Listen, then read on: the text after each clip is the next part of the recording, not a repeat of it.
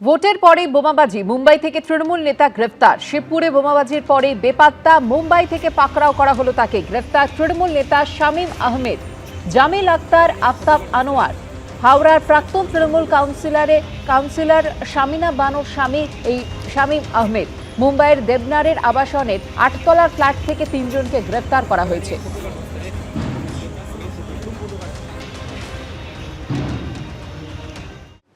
মুখ্যমন্ত্রী হওয়ার পরে প্রথম দিল্লিতে শুভেন্দু অধিকারী। দিল্লি গিয়েই কেন্দ্রীয় স্বরাষ্ট্রমন্ত্রীর বাসভবনে মুখ্যমন্ত্রী।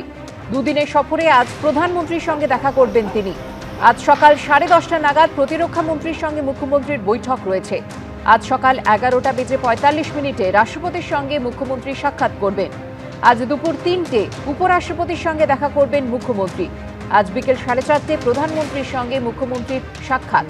গতকাল কেন্দ্রীয় স্বরাষ্ট্রমন্ত্রীর সঙ্গে মুখ্যমন্ত্রী শুভেন্দু অধিকারীর প্রায় 1 ঘন্টা বৈঠক হয়।